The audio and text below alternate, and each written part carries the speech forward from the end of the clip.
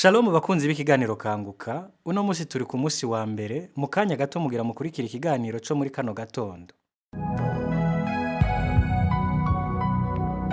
Shalom bakunzi b'ikiganiro kanguka, muko muranyumva kino gitondo, jewe ndakibashikiza nitwa Ndikumana. Uno musi turi ku musi wa mbere, ndaramukije abariko baranyumviriza mwese, nizera ko mwagize ibihe vyiza muri weekend, dutanguye indwi ishasha, icumweru gishasha, kandi nashaka nkuko n'abadabikora kwibuka gushimira umuntu wese afata umwanya wiwe mu masengesho agasengera ekipe kanguka. Nimba kino kiganiro kiguhezagira, ukumva yuko ari ikintu kigufasha mu buzima bwawe, igihe cose uko urasenga mu gitondo wame wibuka kuvuga ekipe kanguka, wishire maboko y'Imana, usengere ekipe kanguka, udusengere nako turabasengera, kandi ntiwibagire gusengera abantu batanga uburyo bwabo kugira kino gikorwa gitera imbere. Hari abantu bitanga kugira uno murimo utera imbere, rero aho bantu dukwiye kubasengera imisi yose. Nkuko mubizi rero ku munsi wa mbere namanabibutsa ikivugo ca kanguka, ariyo devise ya kanguka, igizwe n'ibintu bitatu. Icya mbere ni ukwemera ubugombe bw'Imana n'ubutandukanye n'ubw'iwacu, icya kabiri ni ugusenga imisi yose, icya gatatu nuko kizira kwidodomba, ahubwo dukwiye gushima muri vyose. Rero musi tuvuga icya gatatu, tuvuga yuko kizira kwidodomba, ahubwo dukwiye gushima muri vyose. Kwidodomba canke kwidoga ni igihe uba wagize ibihe bibi canke wagize ingorane ukumva urataye ivyizigiro. Kenshi abantu bidodomba bama bakenera umuntu abatera intege, bamukenera umuntu akuremesha, akwereka ko bishoboka. Nta muntu n'umwe yidodomba canke yidoga afise ivyizigiro canke ivyiringiro. Iyo widodomba uba wataye ivyizigiro, wawihebuye. Nuvuga yuko uriko uravuga situation, ibibazo uriko uracamwo, uriko uravuga ibintu ko bimeze uko nyene, bimeze nabi, bisa nabi, nivyo. Rero iyo widoze canke ukidodomba, waba wamaze kwemera ko bimeze nabi, wamaze kwihebura, ukavuga uti nta kundi, je naragowe, nta mugisha mfise, sinzi gituma Imana itanyishura. Aho waba wamaze gushiraho akaburungu canke akadomo, hariho point waba washizeho. Rero iyo ufise ivyizigiro ukabona yuko naho bisa nabi haracari ivyizigiro, haracari ibyiringiro, hari igishoboka, aho uratandukanye n'umuntu yidodomba. Widodomba yugaye igitabo, yashizeho akaburungu, yashizeho akadomo, vyarangiye. Rero nashaka ndakwereke yuko hakwidodomba, ahubwo ukwiye kwiremesha mu mwami Yesu. Twigire kuri Dawudi. Dawudi yaragize ikibazo gikomeye, ari kumwe n'ingabo ziwe, agarutse mu gisagara ari kumwe n'ingabo ziwe, asanga igisagara caturiwe, bagituririye, bagitwise, batwaye abagore babo, batwaye abana babo, ibintu vyose vyaheze, bumva araco kimaze. Ijambo ry'Imana tubwira ko bararize, Dawudi n'ingabo ziwe bararira. Ivyo tubibona muri Samuel wa mbere 30, Samuel chapitre 30. Bararira, barihebura, babona ko kabaye, batazi ico bari bukore. Umurongo wa 4 niho bavuga ngene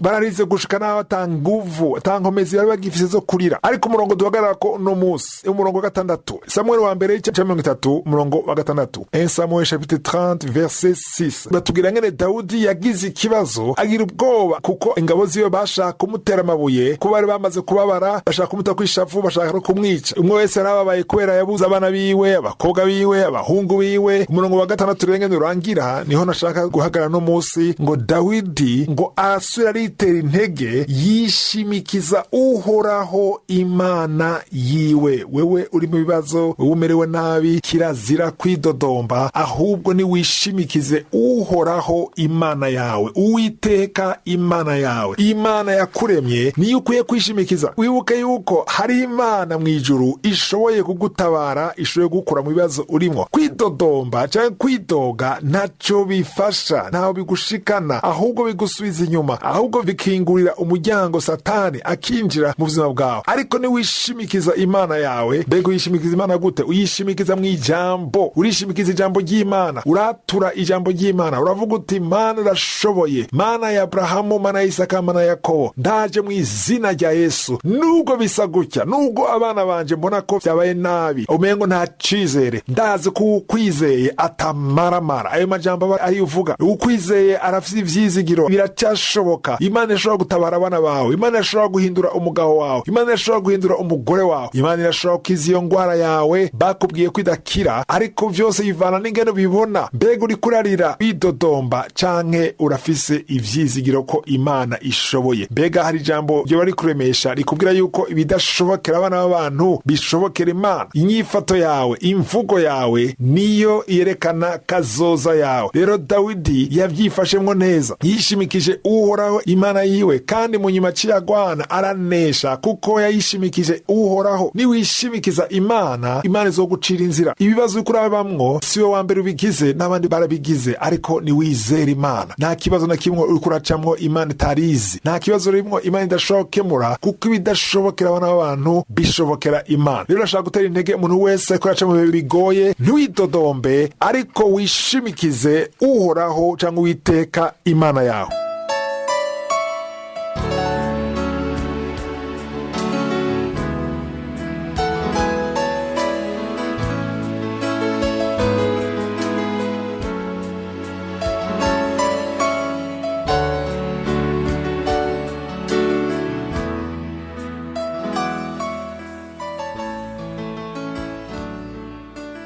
Ubu tugeze mu mwanya w'inyigisho, turakomeza igitabo cy'Abafilipi kete Paulo yandikiye ishengero ry'Abafilipi. Twatanguye kwiga ico gitabo kuwa mbere w'umundwi iheze, twaramaze umwanya indwi yose mu gice ca mbere, kuko harimo byinshi cyane byo kuvuga. Tukabona ngene Paulo yari afise umunezero, kandi akabwira abantu kugira umunezero. Tubona no mu nyuma ngene agomba ngo munezeko, yaravuga ko ikintu cyo kunezerwa cyane. Rero umunezero ko aravuga si umunezero uyu tumenyereye uko waronse ikintu kigaragara, ariko n'umunezero wo muri Kristo. Kandi tukabona yuko atanamwe Paulo yigeze yidoga, ntiyigeze yidoga, ariko ahubwo babatera intege. Ayo gerageje gutera ikigongo abantu kugira bamwumvire ikigongwe, niwe abaremesha. Mu Filipi igice ca kabiri turabona ko ahagarara gose ikintu citwa ubumwe. Murongo wa mbere aravuga ivyerekeye ubumwe mu mpwemu canke mu mwuka. Murongo wa kabiri aravuga ati munezereze, mugire umutima umwe, même sentiment, même amour, umutima umwe, urukundo rumwe, umushaha umwe, ivyiyumviro bimwe. Ibi rero ayiko aravuga yari yabivuze no mu gice ca mbere murongo wa 27 chapitre 1 verset 27. Aravuga gose kuvyerekeye kuba hamwe bakegerana, abana b'Imana bagakundana, bahagirwa kwizera kumwe. Ico kintu kibuze gose mu ishengero. Nimba Satani akora gose mu ishengero no munsi, murabona amashengero bikorera buno munsi birababaje. Hari ibintu biteye ubwoba mu ishengero. Turabibonye ngene haba ishari, tuko turigije ishari, hari ishari gose mu ishengero, hari ukwankana. Ubu hageze ahantu mashengero amwamwe nk'amasengero amwamwe yo mu Bwongereza baremera abagabo n'abagabo bakagira mariage, bagasezerana mw'ishengero. Tuzi neza ijambo ry'Imana ivuga mu Balewi 18:22, Levitique 18 verset 22, haravuga neza yuko Imana biyisesema. Ijambo rikoresha mu Gifaransa ni abomination, ko umugabo n'umuntu mugabo bashobora kwabirana. Ivyo ni icaha imbere y'Imana, biranditse mu ijambo ry'Imana. Ariko ukabona amashengero y'Abakristo bemera ko umugabo n'umugabo bashobora kugira mariage mw'ishengero. Bigenda gute kugira Satani ashobore kwinjira mw'ishengero kuri urwo rugezo? Kubera iki? Nta rukundo ruri mw'ishengero. Abantu benshi bazi ko Satani aca mu vyaha gusa, ngo niko ngo abantu bagiye mu vyaha ngo niho Satani yinjira. Ikintu ca mbere Satani yinjiriramwo ni igihe atarukundo ruhari. Iyo hamaze kuba ukwankana, ico bisa division canke gutandukana, kwankana, Satani arinjira mw'ishengero agakora ibintu vyinshi gose biteye ubwoba. Uno munsi amashengero abageze ngaho nuko Satani yinjira. Nje gutuma rero ngaha murongo wa kabiri Paulo aguma yandika ati ndabasavye mugire urukundo rumwe, mugire ivyiyumviro bimwe, mugire umushaha umwe, mukundane, mube umwe. Niyo majambo Yesu yavuze ati ndabahaye ibwirizwa rishasha, nouveau commandement. Avuga muri Yohana 13:34-35, Jean 13:34-35, ati ndabahaye ibwirizwa rishasha, ati nimukundane niho bazomenya ko muri abanje. Bane majambo kugira bigaragare ko muri aba Kristo, nimukundane, mube umwe, mwe wese yiteho uwundi. Murongo wa gatatu naho nyine abananya kuvy'urukundo avuga ati ntimusigane cyangwa murondere mwe wese ko yemegwa, oya, ariko mugire uruca bugufi ku buryo umwe wese abona ko uwundi amuruta. Bega vyogana gute kuri ubona kuwunda kuruta? Kugira ubone kuwunda kuruta ni ukumenya gusa ko hari ico wewe ufise adafise, nawe hari ico afise udafise. Nashaka nabwire yuko n'umuntu woshobora kubona umukene mwibarabara mu muhanda, hari ikintu wewe afise udafise. Kumbe nasa amafranga ufise, afise uburyo ufise, ariko hari ikintu wewe ashobora kuba afise wewe udafise. Iyo umaze kumenya yuko umuntu wese ari ikintu ashobora kuba afise wewe udafise, biguha guca bugufi no kubaha abantu bose. Umurongo wa kane ntiyabisigura neza neza ati hakuraba inyungu zawe gusa ahubwo urabe n'inyungu z'abandi. Uno munsi byarabuze mu ishengero, umuntu wese araba inyungu ziwe. Umuntu agera mu ishengero kugira ngo umugisha wiwe, wumvise mwene data agize ikibazo, hakubabara hamwe nawe uranezerwa. Nabivuze gose kuvyerekeye ishari riri mu ishengero. Ntushaka kwitaho uwundi muntu atanyungu zawe ubona. Unezerwa umuntu aronse umugisha harimo inyungu zawe. Ntushobora kunezerwa yuko wewe waronse umugisha wewe atanyungu zawe ubonamo. Rero nico gituma avuga umurongo wa 4 ati hakuraba inyungu zawe gusa urabe inyungu z'abandi. Icoma ishengero rikagera ahantu ureka kuraba inyungu zawe gusa ariko urabe n'iz'abandi. Ntibakuje kuraba inyungu zawe ntibaze kubujije ariko urabe n'iz'abandi. Cyo mu Gifaransa bavuga ngo considère aussi ceux des autres. Witeho n'inyungu